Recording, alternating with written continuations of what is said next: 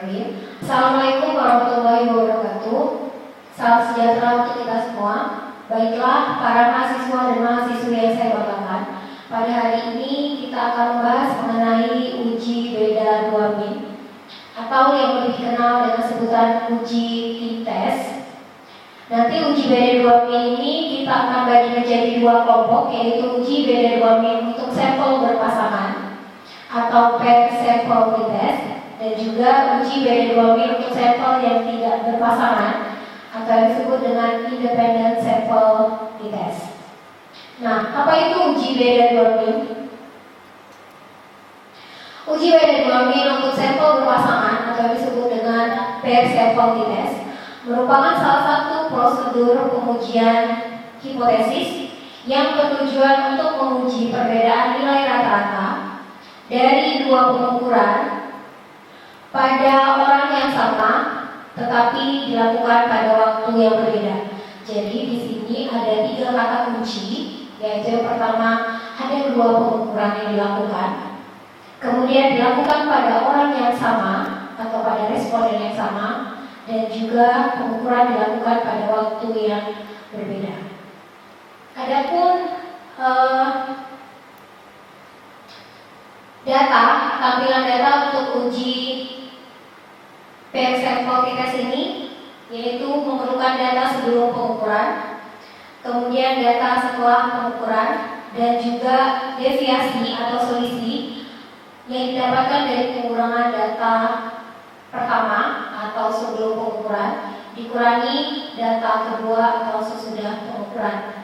Kemudian nanti dari deviasi atau selisih ini akan kita cari berapa rata-rata dari deviasinya atau mean deviasi, kemudian standar deviasi atau simpangan baku dari nilai deviasi ini.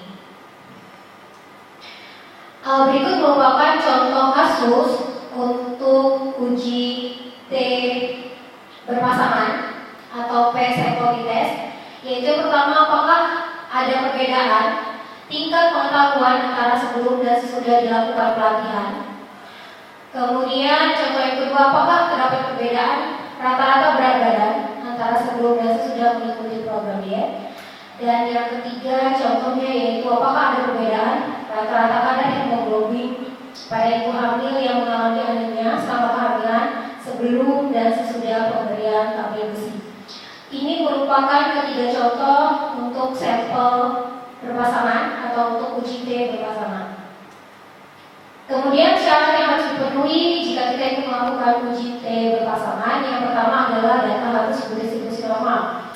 Arti data berdistribusi normal adalah data mengikuti distribusi seperti lonceng terbalik.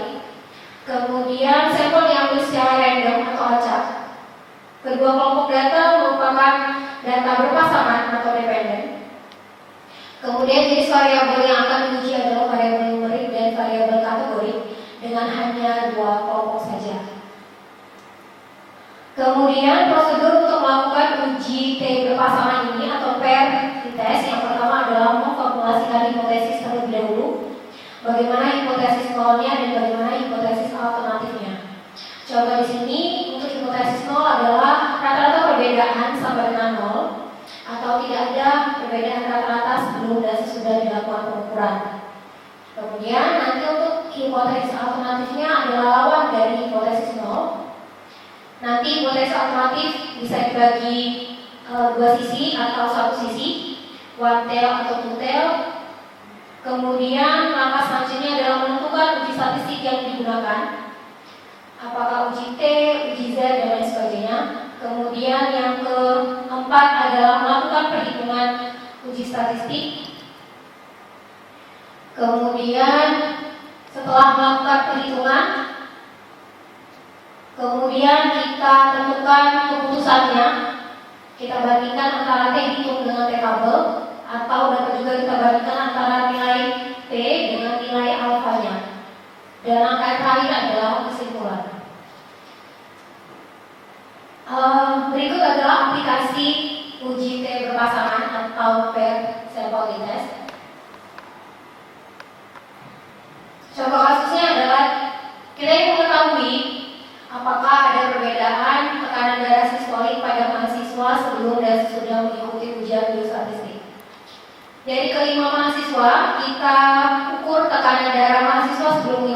ujian. Kemudian tekanan darah mahasiswa setelah mengikuti ujian. Kemudian dari nilai tekanan darah, pengukuran tekanan darah sebelum dan sesudah ini kita hitung berapa deviasi atau bedanya. Minus 10 didapatkan dari pengurangan antara tekanan darah sebelum dengan tekanan darah sesudah, begitu juga seterusnya. Kemudian dari deviasi ini, dari beda ini, dari nilai beda ini, kita hitung berapa nilai rata-rata dari bedanya.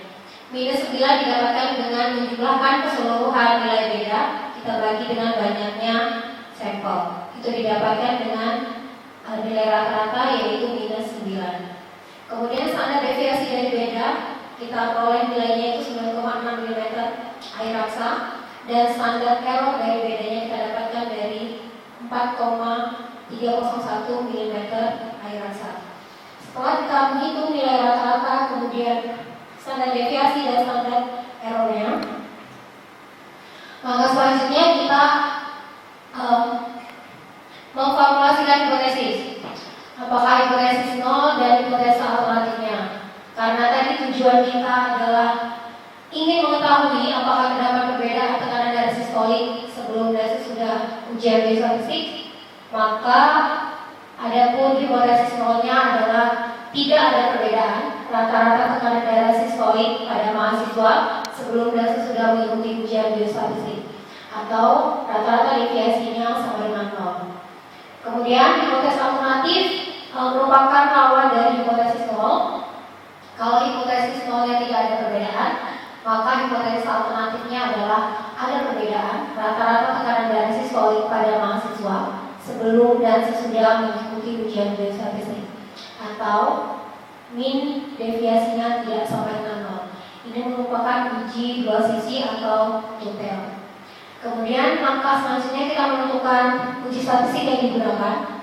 Apakah karena kita ingin mengetahui apakah terdapat perbedaan rata-rata, maka kita gunakan ujinya yaitu uji t-test dengan alfanya yaitu 0,05.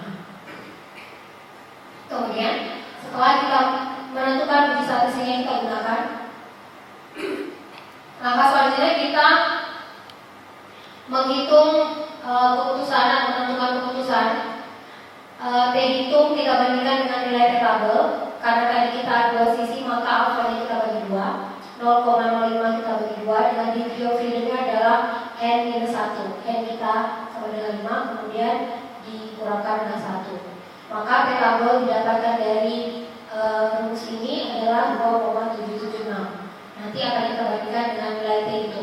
Jika nilai T itu kita lebih besar dibandingkan dengan nilai T-tabel, maka keputusan kita akan tolak 0.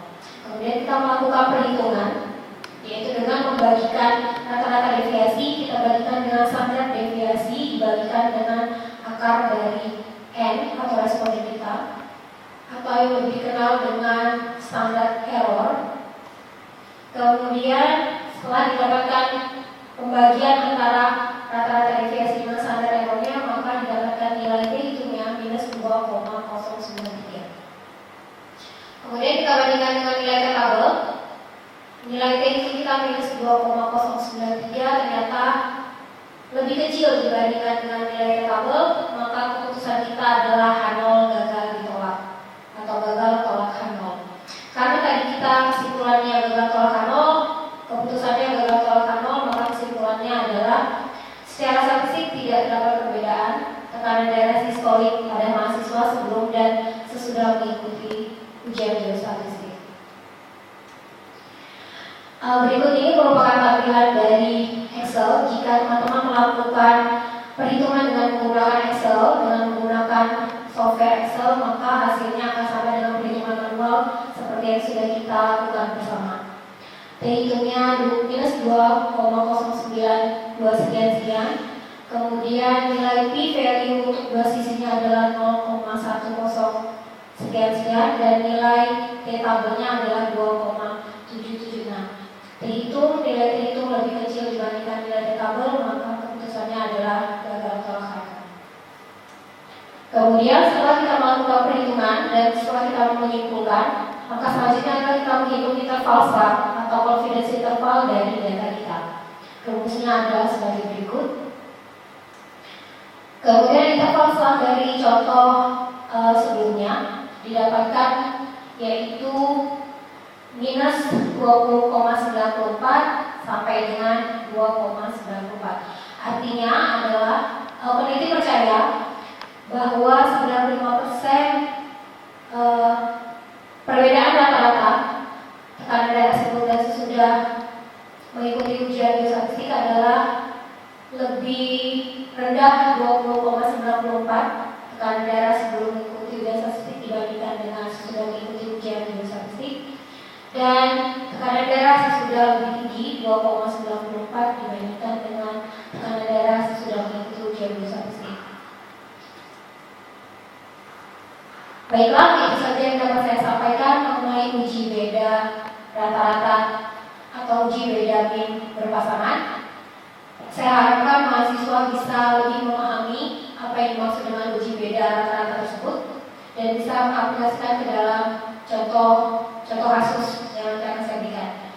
Atas perhatiannya, saya akhiri. Terima kasih untuk hari ini.